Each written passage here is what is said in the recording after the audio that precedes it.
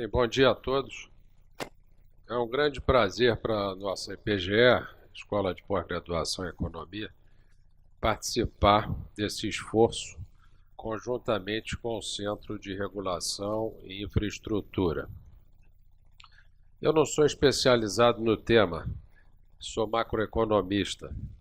Os macroeconomistas talvez tenham uma pequena observação a fazer sobre essa questão de infraestrutura, que pode permear todo o debate sobre a questão, que é basicamente a seguinte: se nós tomarmos uma pessoa, em qualquer lugar desse planeta, com uma unidade monetária na mão, para fazer um investimento, e essa pessoa for comparar as taxas de retorno social dessa uma unidade monetária, pode ser $1, pode ser €1, pode ser R$1, certamente ela vai concluir que o emprego dessa uma unidade monetária aqui no Brasil, talvez até um pouco mais no Rio de Janeiro, mas vamos nos ater ao Brasil, tem um retorno elevadíssimo. Não há dúvida sobre isso. Seja infraestrutura de saneamento para evitar doenças, ou ferrovias, ou qualquer uma dessas áreas que a gente sabe que estão bastante necessitadas de investimento. Então a pergunta que o macroeconomista ou o microeconomista se faz é o seguinte: não é verdade que os investimentos tendem a procurar as maiores taxas de retorno e aí o capital migra para as áreas onde há maior taxa de retorno e o capital tende a mais ou menos fazer isso até que os retornos se igualem? Sob condições muito draconianas, isso é verdade. Por que é então que nós temos tamanha dificuldade em majorar os investimentos em infraestrutura? E aí entra o macroeconomista fazendo apenas duas observações. Uma, que é menos controlável pela nossa ação, e uma outra que é mais controlável pela nossa ação.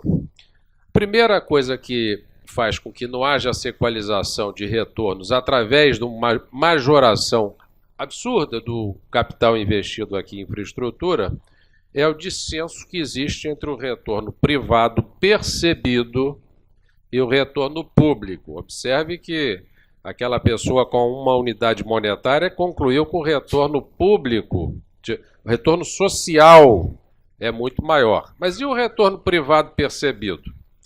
E aí a gente vem para a parte que a gente não consegue controlar bem, ou seja, que a gente não consegue resolver apelando à subsidiariedade, que é esse princípio de ver o governo como subsidiário, que são as incertezas decorrentes da ação pública, seja de ordem tributária, regulatória, ou mesmo de outras ordens, até política. Então essa é a parte que a gente tem menos condição de mudar. Esse dissenso entre o retorno social, que é absurdo, e o retorno privado esperado, que não é suficiente para majorar o investimento em infraestrutura aqui no nosso país. Entretanto, há uma segunda parte dessa questão que pode ser, sim, melhorada pela nossa ação. É que os retornos, ainda que privados ou mesmo sociais, quando percebidos por investidores internacionais, eles sofrem de uma divergência de opinião que depende de uma informação que é muito assimétrica. Um investidor que está num país lá na Europa talvez não saiba que se investir uma unidade monetária aqui poderá ter um retorno social altíssimo e se o governo fizer o papel dele, poderá também ter um retorno privado altíssimo.